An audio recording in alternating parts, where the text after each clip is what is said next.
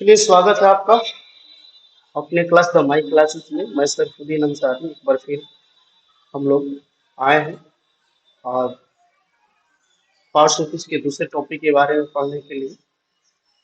उम्मीद करते हैं फर्स्ट टॉपिक आप लोगों को समझ में आया होगा, जिसमें हम लोगों ने पार्ट्स ऑफ स्पीच का इंट्रोडक्शन और नाउन के बारे में जानने की कोशिश किया था। और मैंने ये क्लियर किया था कि पार्ट्स ऑफ स्पीच में हम सिर्फ शब्दों और उसके प्रयोग के अनुसार उसके नामों के बारे में जानते हैं कि किस शब्द को क्या कहा जाता है। यही हमको अध्ययन करना होता है पार्ट्स ऑफ स्पीच में। और जगह जगह के अनुसार उसका नाम कैसे परिवर्तित होते रहता है। फिर हम लोग अब उसके दूसरे टॉपिक प्रोनाउन के बारे में कुछ जानेंगे कि प्रोनाउन क्या है। प्रोनाउन बहुत महत्वपूर्ण एक टॉपिक है, क्योंकि यह आपको किसी भी एग्जाम में भी मिलता है, न सिर्फ इंट्री एग्जाम में बल्कि बहुत सारे कॉम्पिटिटिव एग्जाम में भी पूछे जाते हैं। यदि आप सही तरीके से समझ लेते हैं तो फिर आपको कभी दिक्कत नहीं होगी पास करने में या फिर उसको करने में। चलिए जानने की कोशिश करते हैं कि प्रोनाउन क्या होता है। तो देखिए, प्रोनाउन एक ऐसा शब्द होता है जो नाउन की जगह पर आता है। जैसे बहुत बार हम क्या करते हैं कि अगर एक ही नाउन को बार बार रिपीट किया तो सेंटेंस के अनुसार ही या फिर देखने के अनुसार वो ठीक नहीं लगेगा। तो नाउन की जगह पे हम क्या करते हैं, दूसरे शब्द का प्रयोग करते हैं। हम उस नाउन वाले शब्द को ना लिख के हम दूसरे शब्द को लिखते हैं और उसी शब्द को हम क्या कहते हैं, प्रोनाउन कहते हैं। जानते हैं क्या कह रहा है ये? A pronoun is the word used in the place of a noun, या a pronoun stands for a noun. कह रहा है कि प्रोनाउन जो होता है इसका प्रयोग एक नाउन की जगह पर होता है या फिर एक नाउन के स्थान पे आने वाले शब्द को हम क्या कहते हैं, प्रोनाउन कहते हैं। इसको एग्जाम्पल समझने की कोशिश करेंगे। यहाँ पे जो एग्जाम्पल आपको दिया गया है कि Sita is a student, Sita is intelligent, Sita is a beautiful girl. आप देखेंगे कि इसमें सीता जो शब्द है ये तीन जगह प्रयोग हुआ है। यहाँ हुआ है, यहाँ हुआ है, यहाँ हुआ है। कहीं ना कहीं यदि लिखावट की दृष्टि से देखा जाए तो यदि एक आप बार बार इसी चीज को रिपीट करेंगे तो वो एक भद्दा सा लगेगा और ग्रामेटिकली भी ठीक नहीं। इसलिए हम नाउन बार बार न आए तो उस नाउन को रोकने के लिए हम क्या करते हैं, एक दूसरे शब्द का प्रयोग करते हैं। उसी को हम क्या करते हैं, प्रोनाउन करते हैं। प्रोनाउन आता है तो अर्थ सेम ही होता है, अर्थ में कोई बदलाव नहीं होता है। बस नाउन का बार बार आने की प्रक्रिया को क्या करता है, वो रोक देता है। जैसे भी इसमें नाउन तीन जगह आया है और बार बार रिपीट हुआ है। Sita is a girl, Sita आया है। सीता इज इंटेलिजेंट, सीता आया है। Sita is a beautiful girl, फिर इसमें सीता आया। तो सीता इसमें तीन बार रिपीट हुआ है। लेकिन यदि इसी को हम दूसरे तरीके से लिखे कि Sita is a girl, she is a student, she is intelligent, she is a beautiful girl, इसमें फर्स्ट में सीता आया है। सीता एक लड़की है और सीता की जगह पे हमने क्या लिखा है, सी लिखा है। सी यानी Sita is a student. Sita ऊपर तो लिखा है सीता एक लड़की है और वह एक छात्रा है और वह तेज है। सीता एक ब्यूटीफुल लड़की है। तो हमने सीता की जगह पे ये सी का जो प्रयोग किया है, सीता में लिखकर हमने जो सी लिखा है, इसी सी को हम क्या कहते हैं, प्रोनाउन कहते हैं।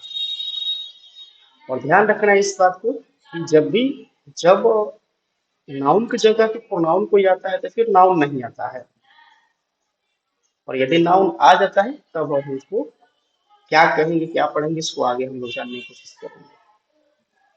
चलिए, एक नोट आ भी गया है, इसके बारे में हम जानने की कोशिश करते हैं कि क्या होता है यह, क्या कह रहा है ये नोट। कह रहा है क्या कि ये noun does not come just after pronoun. यानी कि एक नाउन जो होता है वो प्रोनाउन के बाद नहीं आता है, क्योंकि प्रोनाउन कब आता है, नाउन के पहले आता है या फिर नाउन की जगह पे आता है।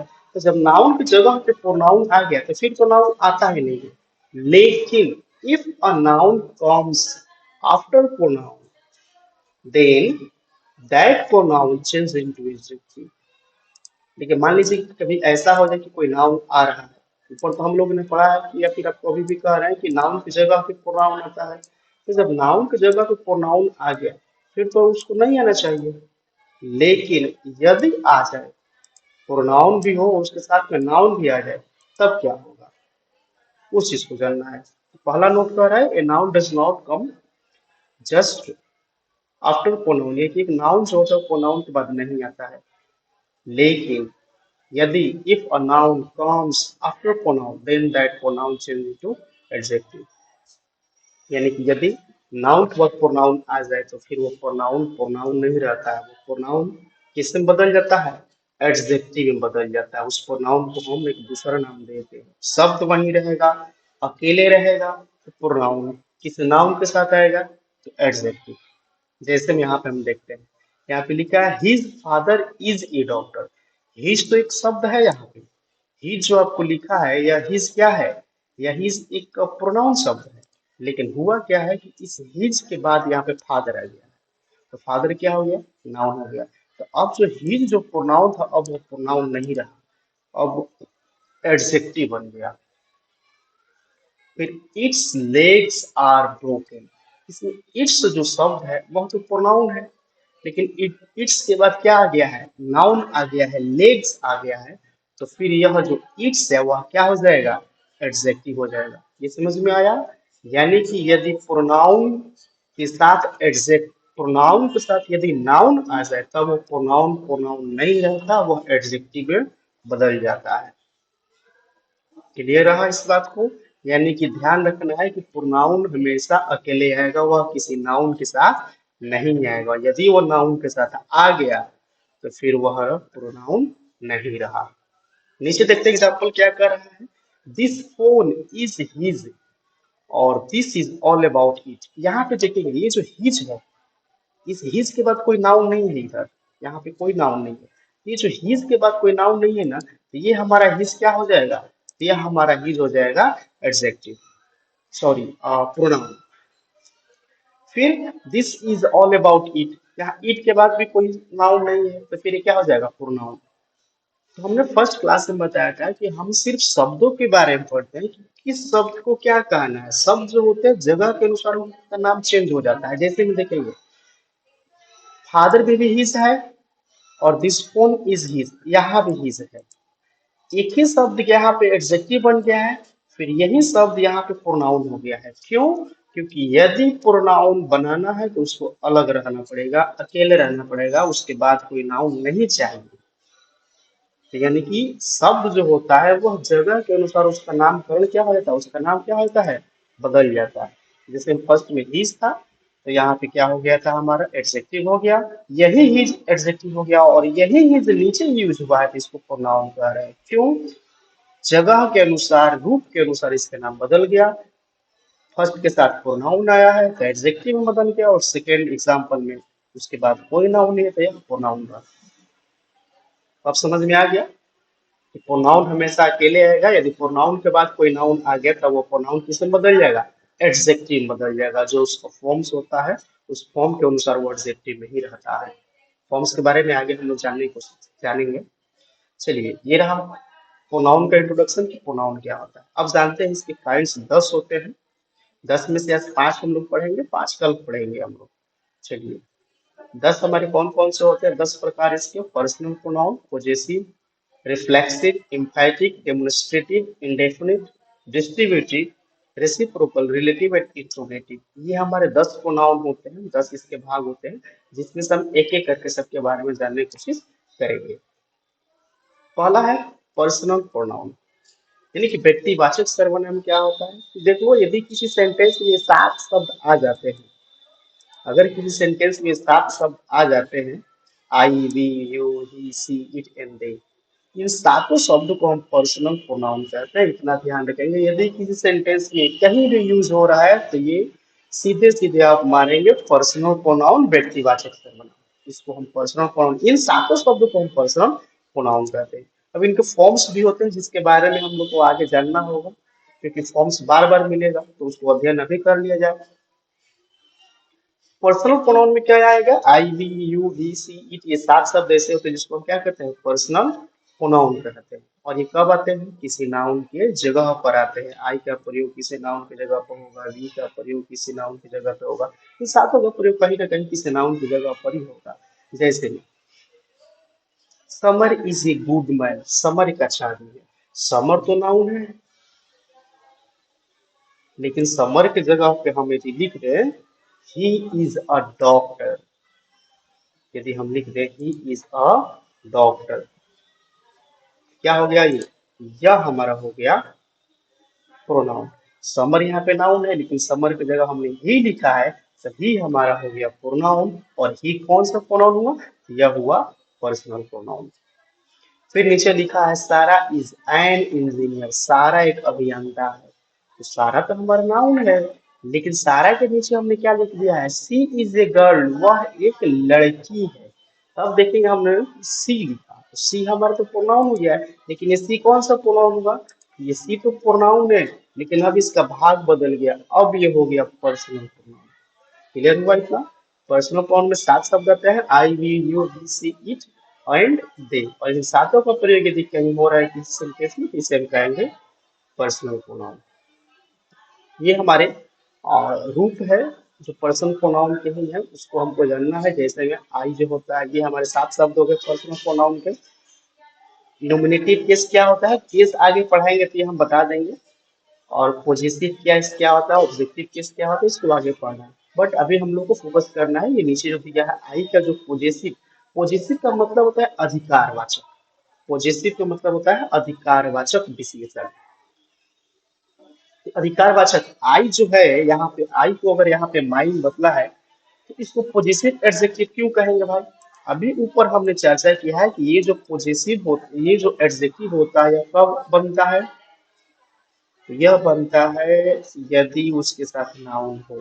ध्यान रखेंगे एक बात आप लोग, कि जो प्रोनाउन वाला शब्द है, यदि उस प्रोनाउन वाले शब्द के साथ यदि कोई नाउन है, तो वह प्रोनाउन वाला शब्द एडजेक्टिव में बदल जाएगा।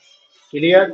अगर आई है तो आई तो प्रोनाउन है, लेकिन आई की जो दूसरा शब्द दिया है जो पॉजिटिव केस में आता है, पॉजिटिव का जो शब्द है माई, इस माई का प्रयोग आप कब करेंगे? आप जब भी माई का प्रयोग करते हैं, इसके साथ कहीं ना कहीं एक नाउन आइबे करेगा भाई।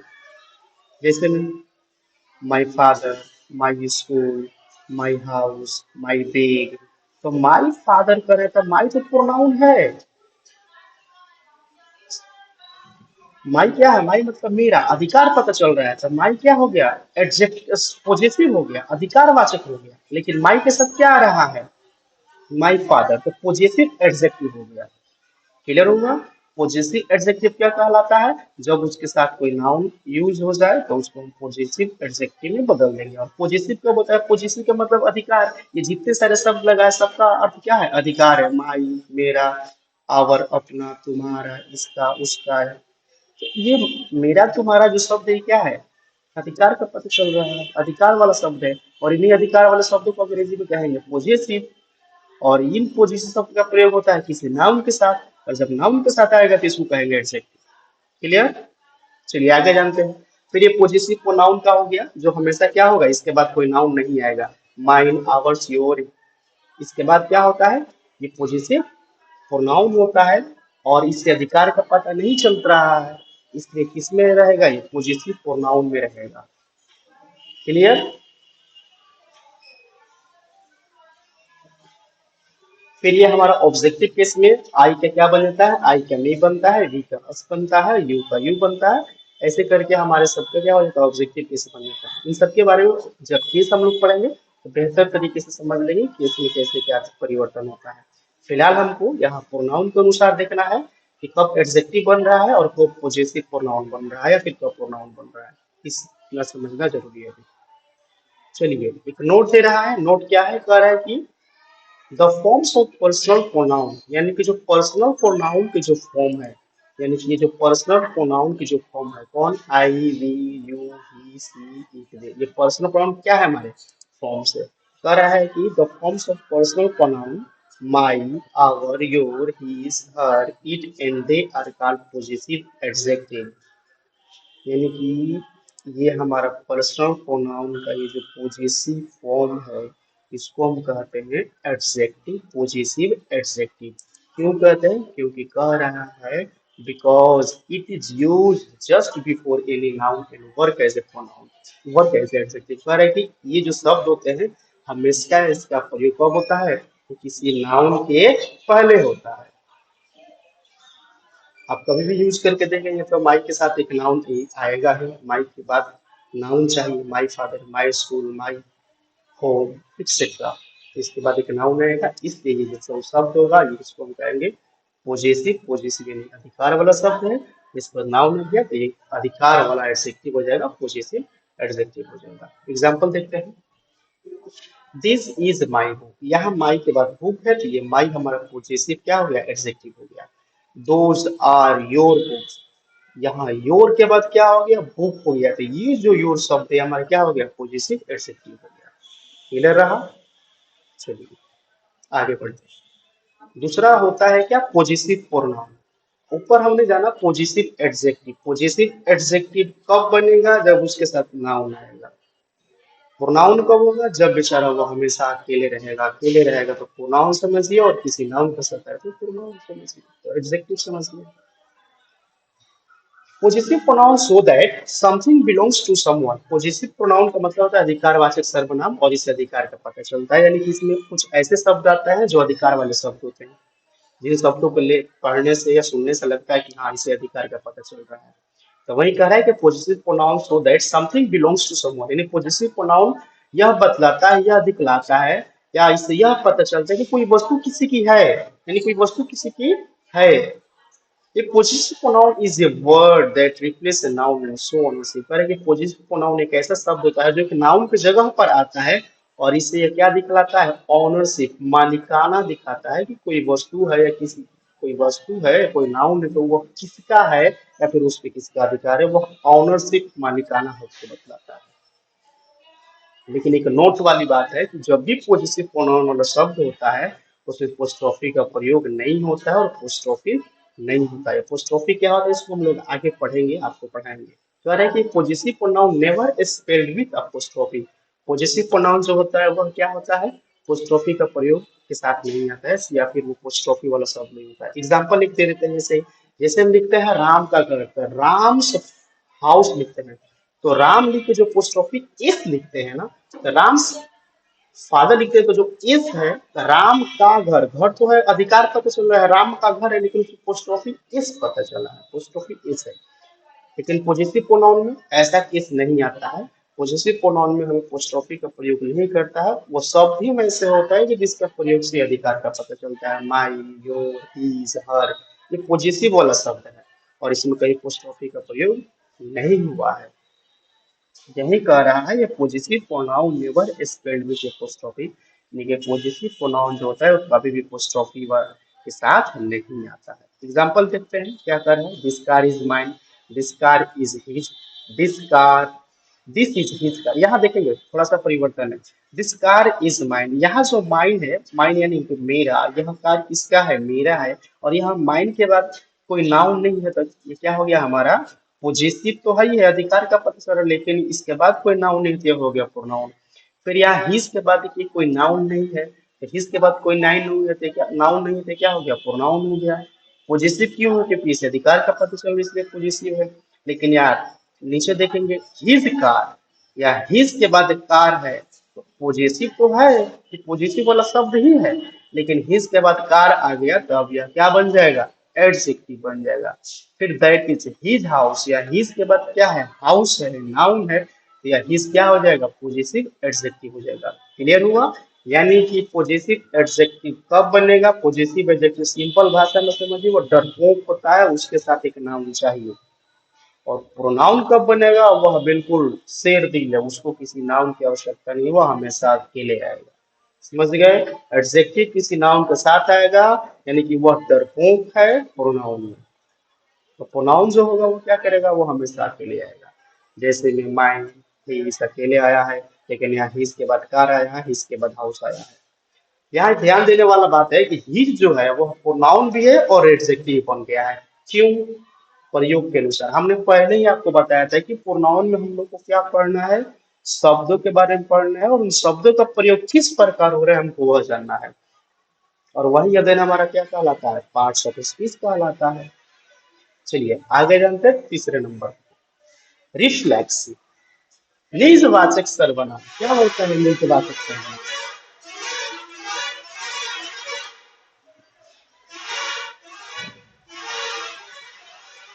अच्छा हम लोग ध्यान देंगे, कभी कभी हम लोग ऐसे काम कर जाते हैं ना जिसे काम का परिणाम हमें खुद पर ही हो जाता है। जैसे मैं बचपन में स्कूल खेलते समय हम किसी बच्चे को मारने जाते थे पीठ पर और अचानक हम ही को चोट लग जाती थी, तो हम तो एक्शन किए लेकिन उसका असर हमारे ऊपर हो गया। कभी हम किसी को कहते हैं मारो, हाथ रखते हैं और मारता है, हम हाथ हटा लेते हैं, उसने काम किया और चोट उसी को लग गया। तो रिफ्लेक्सिव प्रोनाउन वही होता है निज वाचक कि इसमें जो करता होता है वो तो काम तो करता है, एक्शन करता है, लेकिन उस एक्शन का असर खुद उसी के ऊपर हो जाता है। और इसी भाव को व्यक्त करने के लिए, इन्हीं चीजों को व्यक्त करने के लिए हम जिस शब्द का प्रयोग करेंगे उन्हीं शब्दों को हम कहेंगे रिफ्लेक्सिव प्रोनाउन। क्लियर हुआ?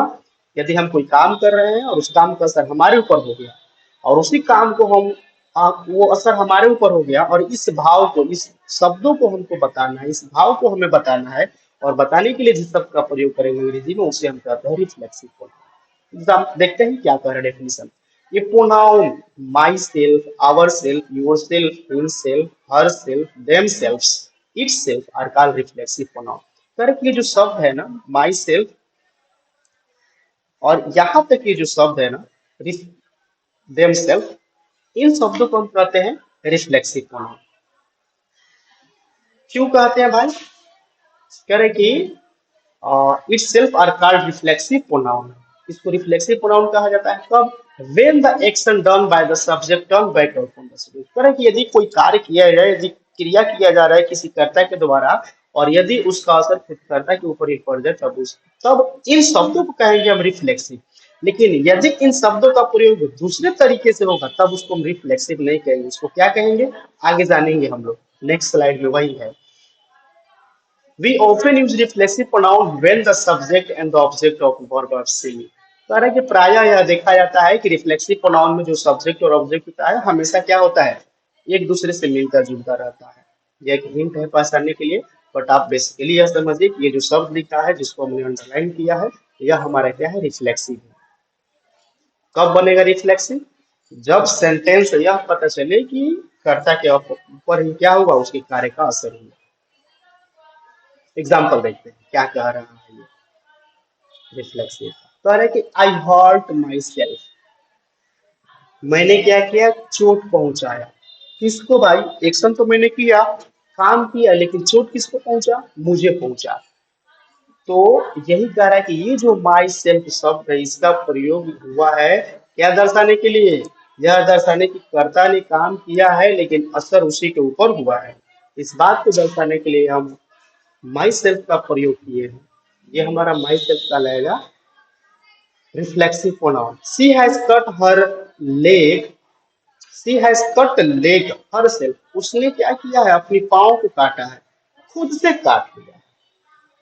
तो ये क्या हो गया, ये हमारा हो गया, ये जो हर सेल्फ है माई सेल्फ, ये रिफ्लेक्सिव हो गया क्योंकि दोनों के अर्थ यही निकल रहा है कि कर्ता ने तो काम किया है, करने वाले ने काम किया है, लेकिन असर उसी के ऊपर हो गया। कभी कभी हम लोग क्या करते हैं, माचिस लेकर आग जलाने जाते हैं, माचिस, और जैसे माचिस जलाते हैं उंगली हमारी जल जाती है। तो हमने तो एक्शन किया लेकिन जला किसकी उंगली, मेरी उंगली। तो क्या हो गया, इसी को हम क्या कहेंगे, रिफ्लेक्सिव प्रोनाउन कहेंगे। इसी भाव को व्यक्त करने के लिए इन शब्दों का प्रयोग रिफ्लेक्सिव होता है। और यही शब्द आगे चल के क्या कहलाएगा, इम्फैटिक। कब कहलाएगा उसको जानते हैं। अगला स्लाइड है 4 नंबर, इम्फैटिक प्रोनाउन। जानते हैं इम्फैटिक प्रोनाउन क्या होता है? बलदायक सर्वनाम होता है इसका हिंदी। कह रहा है क्या कि myself, our self, herself, them self, itself, it C are called emphatic pronoun. यानी कि myself, our self, herself वाले जो शब्द है इन सभी शब्दों को हम क्या कहते हैं, इम्फैटिक प्रोनाउन कहते हैं। अब देखेंगे यहाँ पर आप, यहाँ पे रिफ्लेक्सिव में भी यही शब्द है, myself, our self, herself, itself, yourself, यहाँ सब यही शब्द है। यहाँ देखिए रिफ्लेक्सिव प्रोनाउन में यही मिल रहा है, फिर आपको इम्फैटिक प्रोनाउन में भी यही मिल रहा है। तो वहां हम कह रहे थे रिफ्लेक्सिव प्रोनाउन और यहाँ कह रहे इम्फैटिक प्रोनाउन। क्यों कहेंगे हम, बता देते हैं आपको ये चीज। हम पहले ही बताए थे कि हम शब्दों के बारे में पढ़ रहे हैं और उसका प्रयोग जगह के अनुसार बदल गया है। सब तो वही है जो पहले था रिफ्लेक्सिव में, फिर उस वही सब को हम इम्फैटिक में लिखेंगे। क्यों? क्योंकि कहीं ना कहीं यहाँ उसका प्रयोग अलग तरीके से हुआ होगा, इसलिए इम्फैटिक बलदायक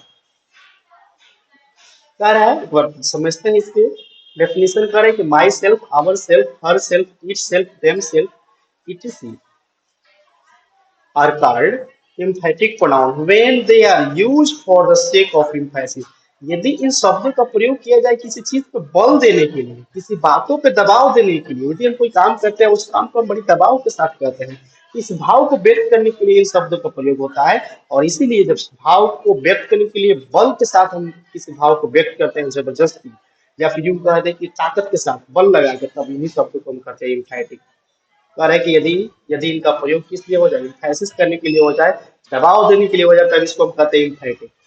कह रहा है या an emphatic pronoun refers back to another noun and pronoun in the sentence to emphasis. यदि हम किसी वाक्य में किसी संज्ञा और सर्वनाम पे क्या करते हैं, बल देते हैं, दबाव देते हैं, तो हम उसे क्या कहते हैं, एम्फेटिक प्रोनाउन कहते हैं। एक छोटा सा एग्जांपल आपको देते हैं हम।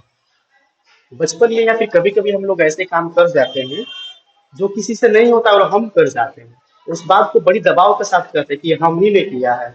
एग्जाम्पल, यदि किसी को सांप है यदि मारना है, सब कोई डर से भाग गया और हमने मार दिया, तो हम इसको बड़ी दबाव के साथ कहते हैं। या फिर यूं कहे कि हम बड़े बल के साथ कहते हैं कि अरे हम ही ने किया है, किसी से नहीं हुआ, हम ही ने किया है।